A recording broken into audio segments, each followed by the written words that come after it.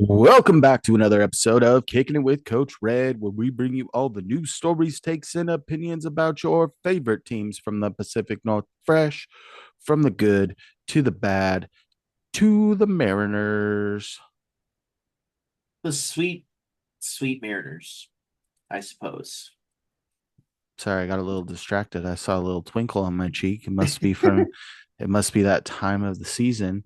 Um, Merry early Christmas. If you have been a good boy or girl, maybe Santa will bring you a Seahawks win against the Bears the day Hey, after Christmas. But the Seahawks, unfortunately, after our 200th episode, got a little bit of sickness and a little bit of holiday scheduling stuff that stymied us recording last week after the loss to the Packers. But we're back after another loss against another NFC North opponent, where the Seahawks are sitting 0-3 now on the year after their loss to the Vikings. And they're hoping they could turn that around this week with the Bears. But before we dive into this episode, why don't I tell you a little bit about us? If you're looking for a guy that is full of holiday cheer and it will hopefully be filled with holiday beers, looking for a guy like me, your boy, Coach Red. You can find me on X at the real Coach Red, on Instagram at the real underscore Coach Red, TikTok at the real Coach Red. Also find the show over on YouTube. Search Kicking It with Coach Red. Like, subscribe, hit the bell notifications, leave a comment or two. And if you're looking for someone that will whine and they will dine, and I hope that their takes are fine. If you're looking for someone like that, maybe you're hey, looking for Kane. this guy. Yeah, I'm Kane. You can find me over on Twitter, Kane2406, TikTok, Kane0624. Also follow the show's socials over on Twitter and Instagram at Coach Red Pod. False. Do it, freaking do it. So 2 weeks ago, Seahawks lose. Well, technically, it's a full calendar week ago. Seahawks lose to the Packers 30-13. Oh, Yeah. absolutely got smacked. We have Timmy gets hurt in this game. Jalen Sundell comes in at center. Geno Smith gets banged up. Sam Howell comes in. Green Bay Packers pile up 7 sacks. The Seahawks were in desperation mode from the jump. It's not a fun game to watch. Also, when you're not feeling good, it makes it a little easier to pass on recording on something that is not enjoyable. So, and I was not feeling well, to feel worse about the outcome of that game and the process that led us there. It was tough. Game this weekend, Seahawks lose 27-24. In this game, a lot more. They end up taking the lead late. They attempted a 60-yard field goal. It comes up a little bit short. And I think this game was the whole season rolled up into one. Yeah. And we're not going to go with the normal format of stats, players of the games, all that good jazz. Talk about a little bit more kind of where we're at going into the final 2 weeks, where the playoffs are still a possibility, not a great one. Seahawks need some help. If they would have won out, they would have had control of their own destiny.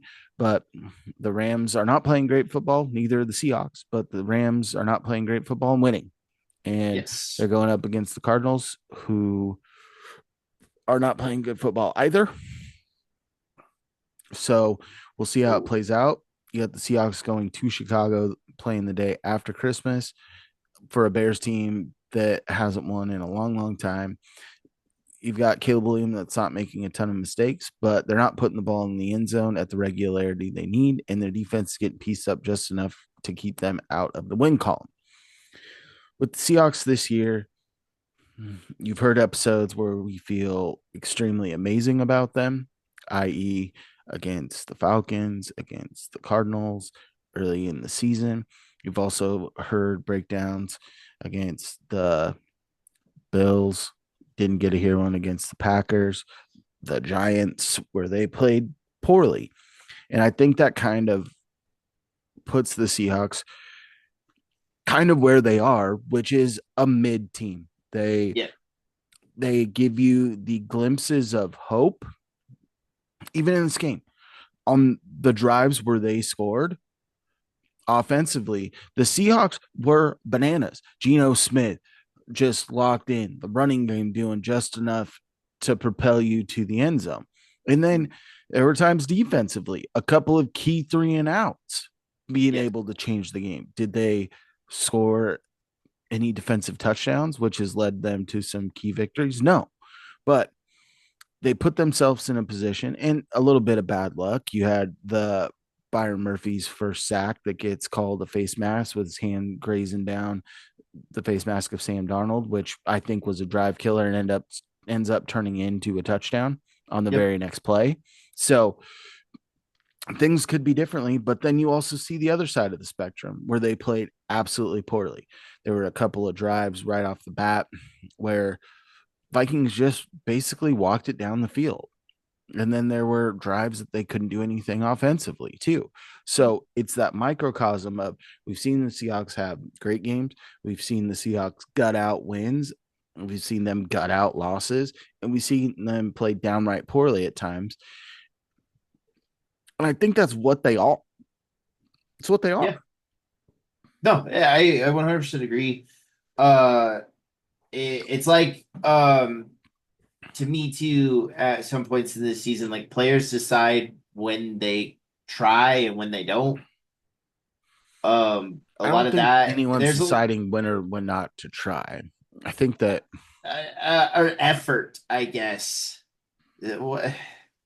Some way of putting it, because there are some times where, like, I'm just gonna say it, Reek Woolen I didn't against know the Packers was I just didn't know who you were gonna say. cool, but Reek Woolen was horrendous against Green Bay.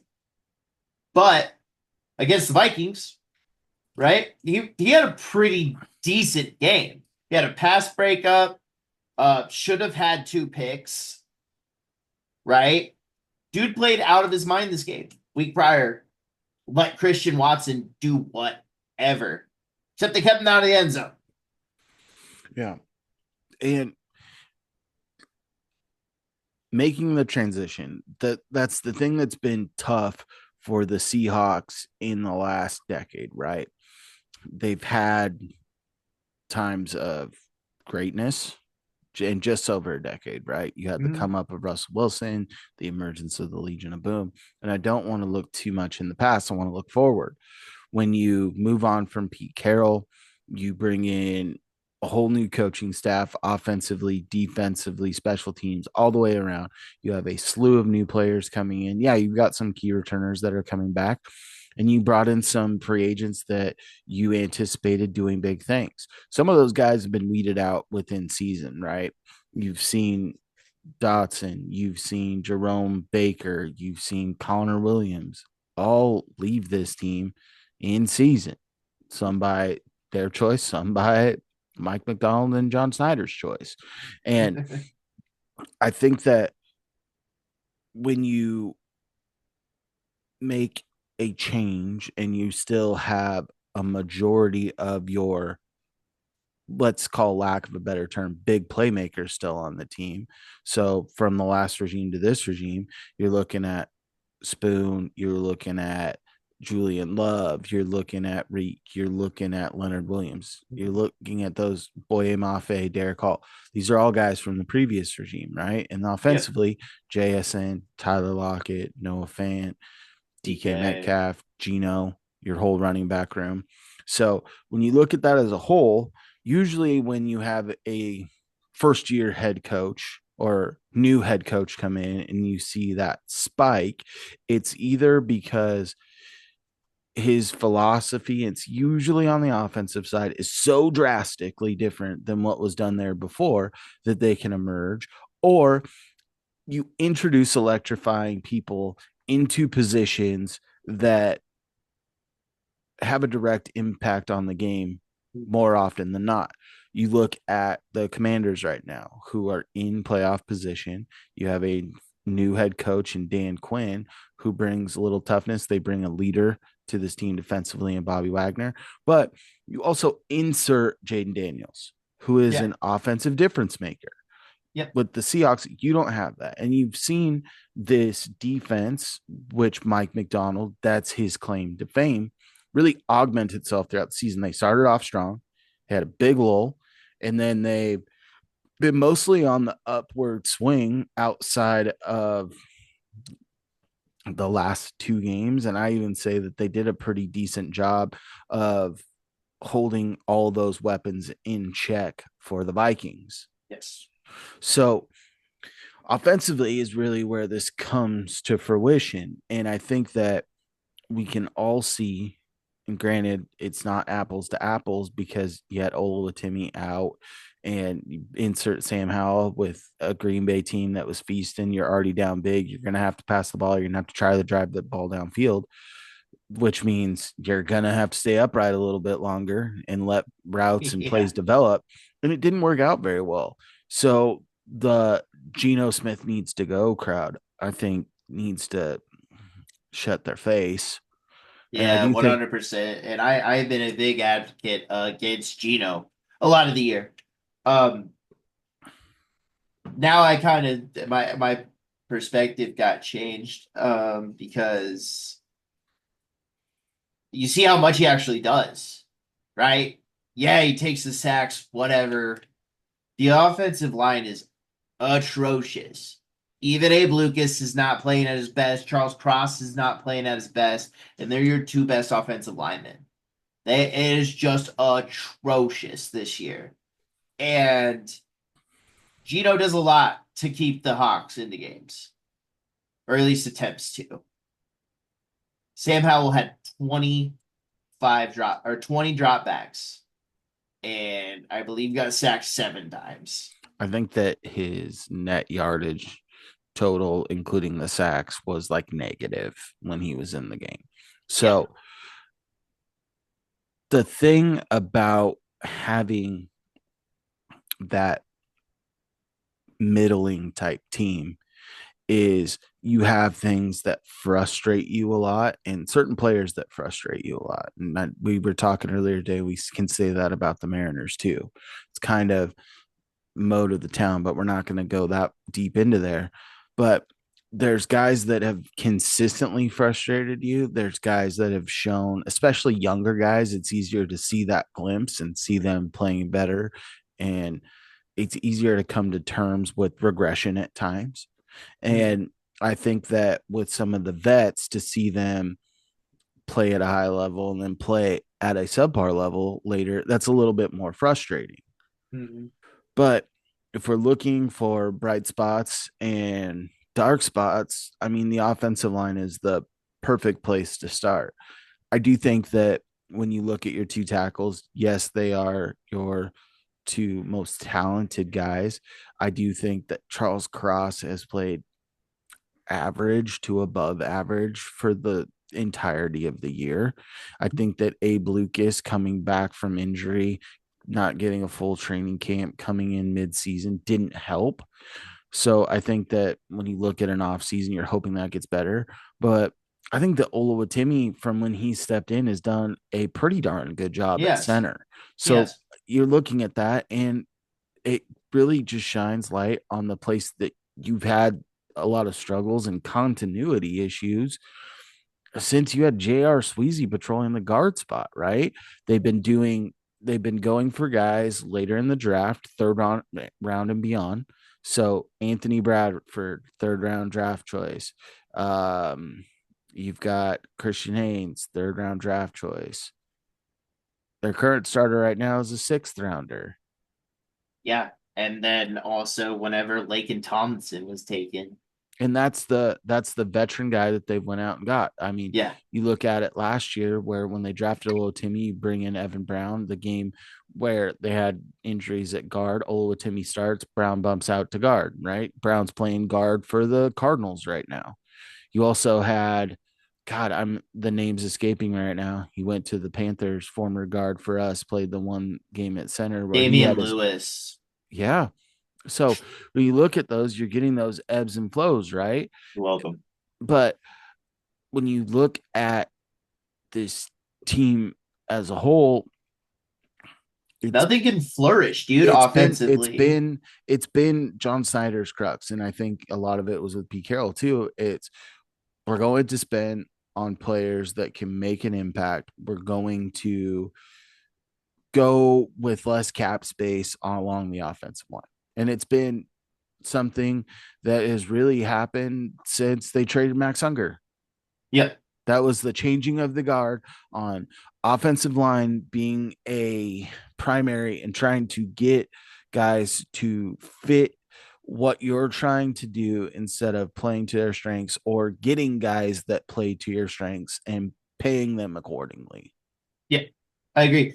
Because yes, you've seen very bright splashes. JSN is kind of been the most exciting thing, right?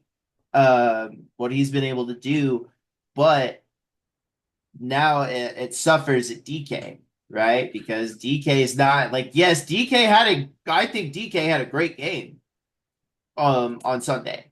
I'd I say he thought had a he good game. not a great game. He didn't have Justin Jefferson type game, or Jordan Addison had a good game too. Jason had an amazing game. Well, and you have the trade DK Metcalf crowd that's out there, and I think that is It's ridiculous because bananas.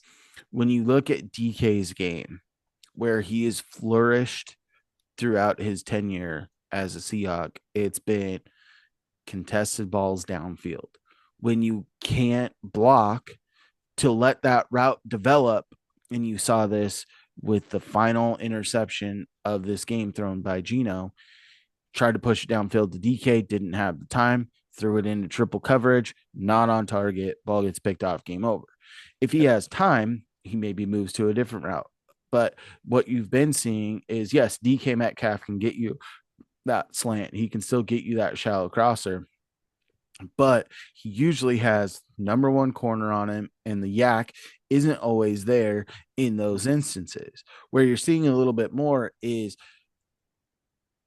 JSN is able to go inside and outside a little bit more. He's able to run some of those routes that leave you a little more wide open, especially when in those zone coverages.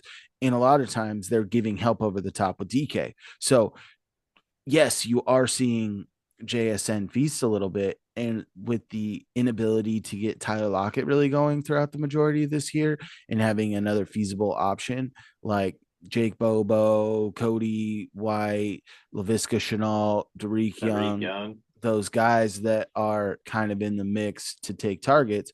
It's JSN. You're like, okay, we'll let JSN kind of do his work. We're not going to let DK Metcalf beat us. And it's what we've talked about defensively when we tried to break down other teams. Like, hey, we're going to stop the run. If you're going to let the Cardinals beat you, Kyler Murray, Trey McBride, Marvin Harrison Jr., let them beat you. You're going to stuff the run and James Conner. You're going to keep Kyler Murray in the pocket and not let him go loose. Let him beat you with your arm. And he wasn't able to do that. Yep.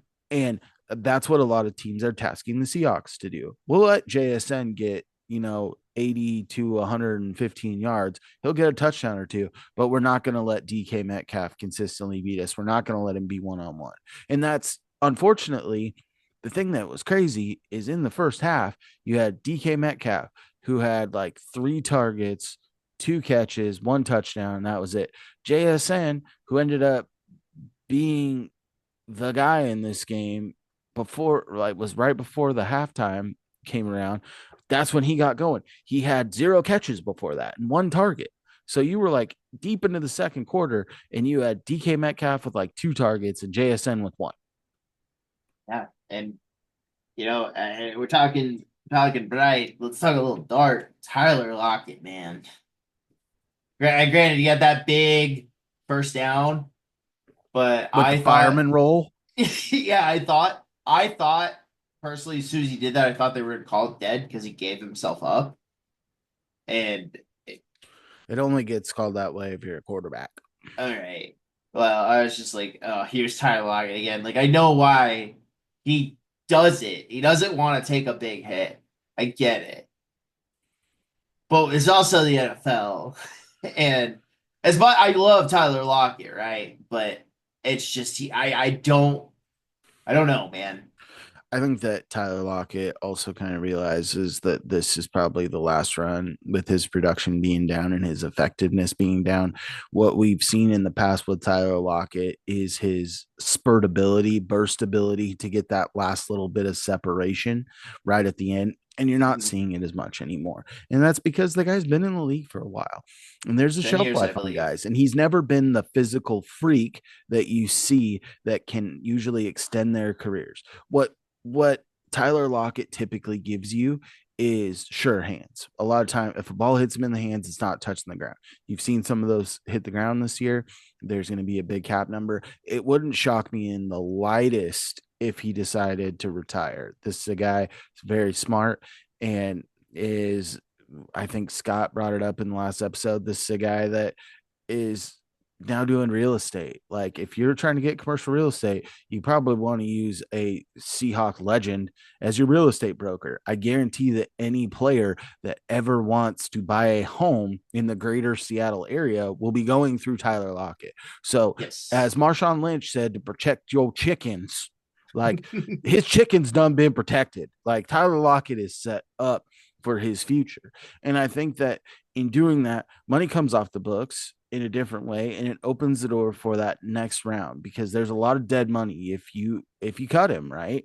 Mhm. And I do think that this is a spot where you will look at the Seahawks try to address earlier in the draft because although we've seen good things from Bobo when DK Metcalf has been out and he's primarily a big time blocker and a big body target, he's not going to be that difference maker that this league's kind of morphing to. You have 2 and 3 type guys that can really make a difference. And I think that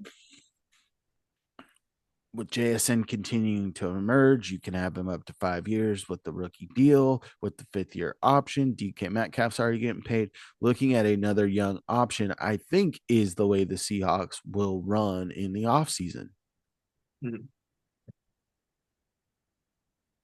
Oh, yeah. And then if we're really looking at in the future, trying to shave some dollars because you're going to need to spend some in free agency. We've already highlighted the guard position. You're going to need to throw some serious cash at someone defensively. I don't Oh, know who. I would love to enlighten you. I Um, figured you might. That's have called you a lead not in. have you not heard of our Lord and Savior Ernest Jones? Um,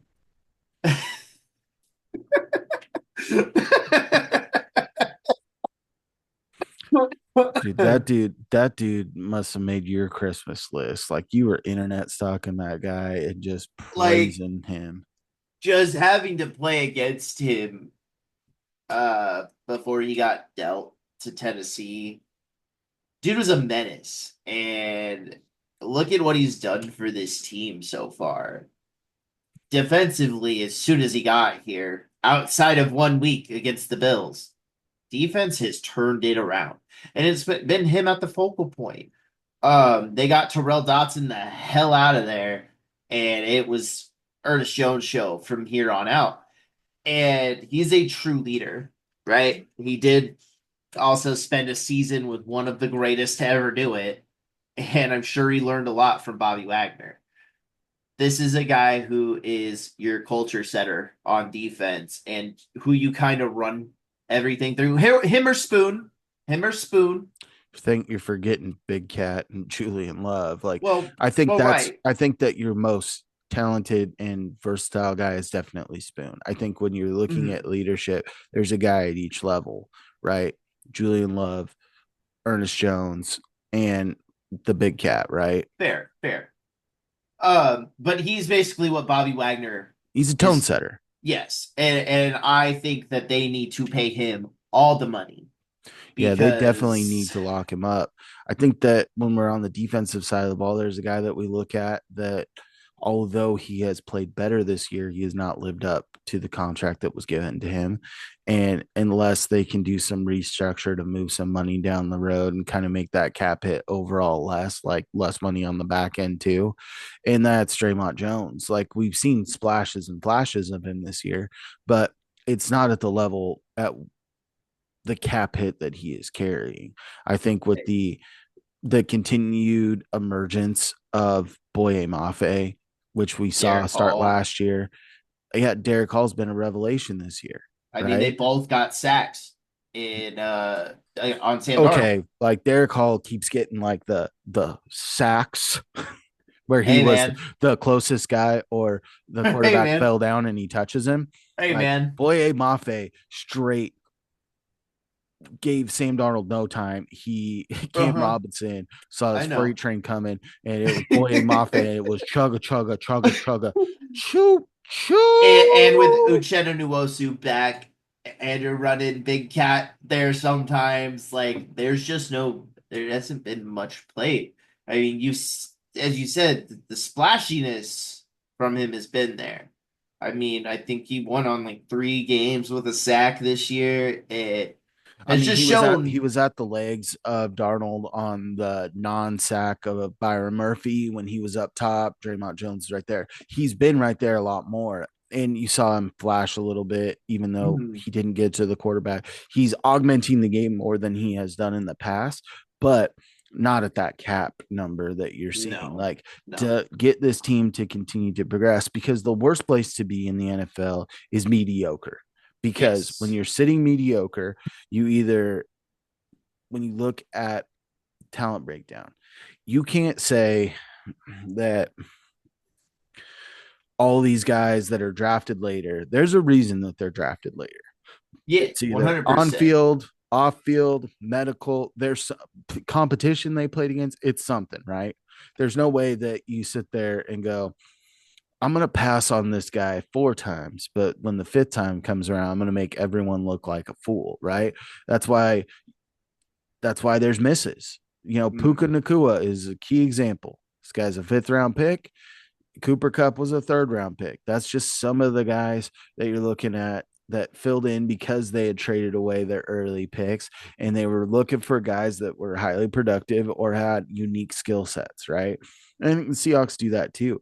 But you haven't been seen being you've seen it pop a little bit more recently, but some of these guys are still young when we're looking at that, right? So when you look at this, the last handful of drafts, Kenneth Walker, you've seen good things when he has been healthy on the field. Charbonnet has done more to gain a little bit more confidence. And I know we were talking earlier, Kenny McIntosh in Oh, sparing usage has earned himself some more time on the field.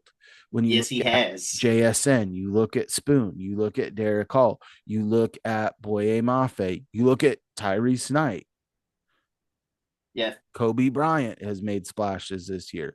Reek, although it's been up and down, is another guy that you drafted later in these rounds. Where Mm. you're missing it is in the trenches. I'm going to count the edges in this as not the trenches. I'm going to just preface that. But it's like Cameron Young, what's he done on the interior? Not much. When you Nothing. look outside of Olawatimi, any guy that they've brought in the last couple of years when they've kind of had their hot streak with skill players and defensive guys, Mm. they're not hitting on the line. And I No. don't know how that continues to happen because they have hit on the line in the past. You've gotten the Max Ungers, you've gotten the JR Sweezies. You kind of got into you had Russell Okung. Granted, that's an early pick. The guy was a top 10 pick. So Yep. you get Charles I Cross, you mean, get Abe Lucas. Damian Lewis wasn't bad either. It wasn't the greatest, but he wasn't bad either. Like they've had some hits. What was that one guy who went to the Jets after the Super Bowl run? Absolutely despised the Dan. Breno Giacomini. Yeah, that dude. Ugh. Love Breno Giacomini. But yeah, it just seems like, as you said earlier, they would rather sacrifice from the offensive line. And I've said this for years, right? You know why the Chiefs are also making the playoffs every year? It's mostly because they keep their quarterback upright for the most part. I mean, Like, the other side of that coin, and I'm going to say this, which is another reason you can look at where the 49ers are at right Oh now this yeah. year Oh is the gosh. Chiefs are also highly leveraged, right? Hmm. Look at what they're paying their skill players offensively. You're Hmm. not paying any running back any substantial amount of money. You're not paying any wide receiver any money. These guys are basically all on rookie deals or guys that are veterans that are taking below market value to be with this team. You are paying Travis Kelsey, who is not performing like he used to. You are paying Chris Jones a big amount of money, and they've hit well on some of the things defensively. Karlaftis has done well for them. You look at Nick Bolton, you look at McDuffie as well. They ship I out agree. Snead. Like, but if you lose Patrick Mahomes, that team's not going to be a one loss team. If you lose Chris Jones, this team is not going to be as effective as they are. If you lose, the only guy I could say where you probably wouldn't have the biggest drop off is if you lost Travis Kelsey at this point because he's not been as prolific in the pass game, but he Right. is Noah Grace helping. was kind of ascended a little bit for them too. Well, and he's also sitting there and hanging in around the block a little bit more than he has in the past, too. But Mm. you look at the 49ers, when you lose the likes of Nick Right. Bosa, Williams, the guys that you're paying, you've lost Bowman for periods of times, you lost Funga, you've lost Fred. I already said Fred Warner. I was trying to think of the other Dre guy. Greenlaw. Yeah. So when you lose those types of players, Debo's a little bit less effective. You lose Brandon Ayuk, you lose Christian McCaffrey. Like injury bugs will kill a team. And it's what it did to the Niners this year. And that's what happens when you are pouring so much money into a handful of positions. Unless Mm. you have a transcendent quarterback, and I'm not saying that Patrick Mahomes has played like a transcendent quarterback this year, but he's got that little knack for just winning a ball game, right? You look at teams like the Bills. The Bills have a solid line.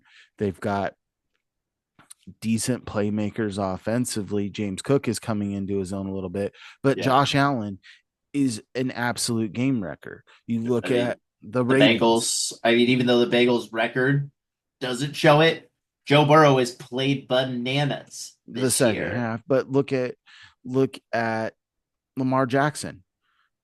Right. He has Derrick Henry now, which is the best compliment he's ever had. Zay Flowers, who was the standout breakout last year. Rashad Bateman has been playing better. They go and get Deontay Johnson, and they're like, well, I'm gonna kick him off the team. And Mark Andrews has played better as of late. And you got Isaiah Likely.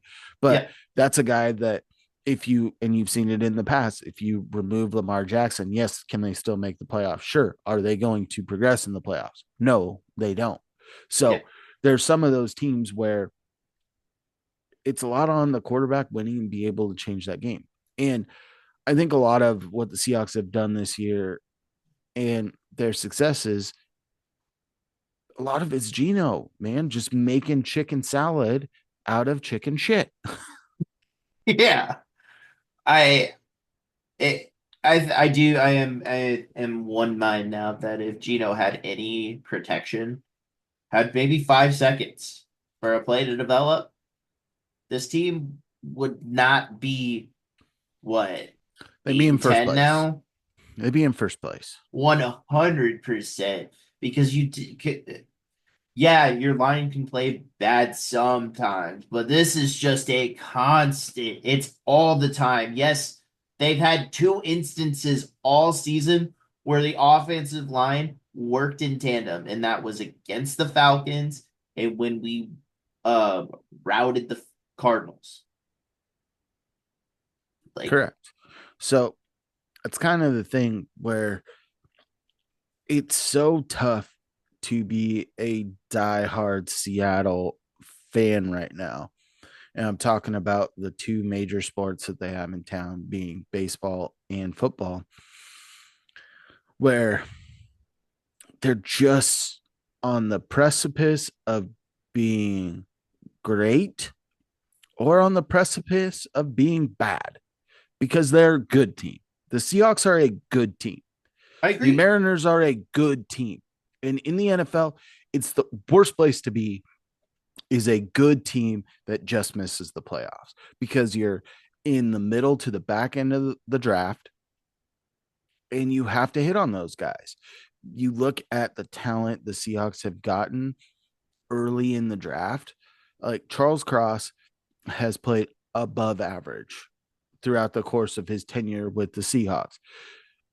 Spoon is a game changer defensively. Yes. JSN was right at the halfway point, but he was the first wide receiver taken in what has been a weird wide receiver class. We'll just call it that, right? Yeah. Yeah. But you can't get Charles Cross at pick 18. You can't get your next quarterback in this year's draft at pick 18. No, you can't. And I don't think they go for a quarterback this year anyway, unless they try to hit on one late. I think we brought this up before. I do think that giving Gino a comparable deal to what he has, because you're Two seeing the years. salary cap, a 2 year extension with team there's no team options, but basically like, hey, no dead money after that third year if you decide to walk on. That gives you 2 more full years of Gino to potentially surround him with more help on the offensive line to continue to build that defense, to continue to allocate resources, not at the quarterback position. Because even with Gino making 20 plus, like, that's, if he can be in the 20 to 30 range, like that's a good place to be at, right? For the Like for quarterback a position. middling quarterback. I mean, this year it's more middling, right? Because he's been kind of on par with touchdowns and interceptions. But the last 2 years, Gino's thrown for a lot. He's in the top of completions and passing yards, I believe. Correct. And I think that, I know we were intrigued with Sam Howell. I don't think that the Go for it. gunslinger is all the way out of him, right? Where you're still going to see that. Like Pete Carroll always said, it's all about the ball. Can you go get the ball when you're on defense, and can you protect the ball when you're on offense? And the Seahawks have not taken the ball away enough defensively throughout the course of this year. And when they have and have turned those into points, they've won those games. Let's be completely honest about that. But being able to protect the ball has been an issue for them this year. Right. You've seen some key fumbles at inopportune times. You've seen the picks, whether they were poor decisions or a little bit fluky, that have come back and bit you in the ass. So I think that as a whole, you continue to build and you continue to build up this defense, right? Offensive line and defense. Even if you had to run out Jake Bobo as wide receiver 3 with Tariq Young sprinkled in there and Cody White sprinkled in there, I you're going to mean, be just fine I offensively mean, if you can wreck the game defensively. Look at what I the Legion of Boom did. It's not like Russell's early years that Russell was doing everything to right. win every game. A lot of that It, was on the defense. And I think that's what you're looking to see, a complementary offense to your defense when you have a defensive mastermind coach in mm, Mike McDonald. like I get why Lockett's out there. It's the presence, right? And it's the don't sleep on Lockett mentality. Because if you do, he's gonna burn you.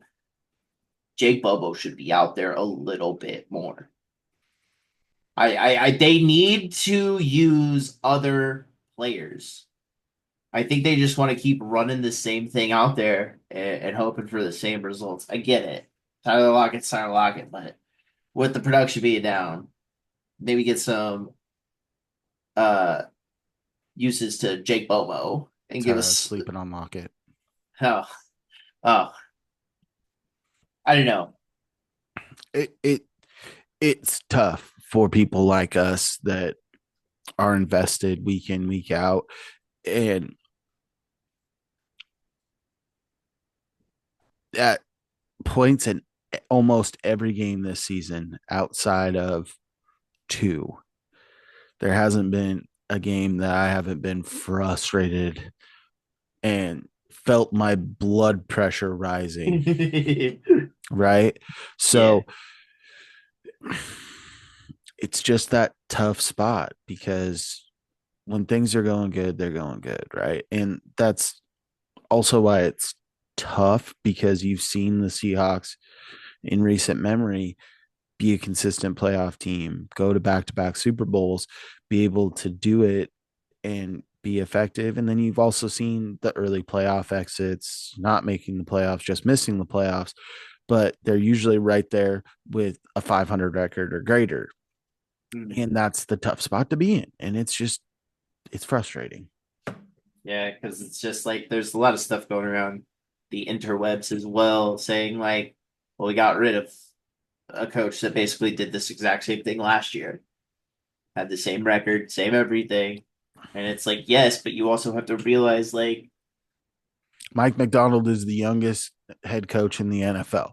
It's his first time. The dude has been on an NFL coaching staff for like a grand total of 4 years, yeah, exactly.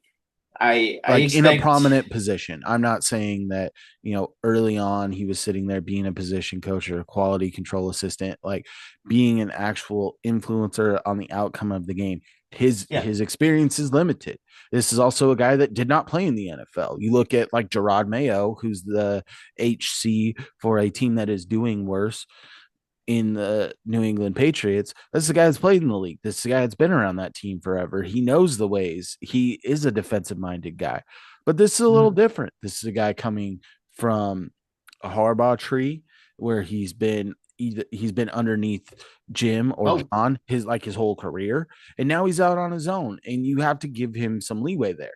I think that if you really looked at this season as a whole, it's a it, success. and it's a place to grow on. If Right. they step back next year, there's going to be people talking. Sure. Sure, right? But that's also kind of leads me into my next thing.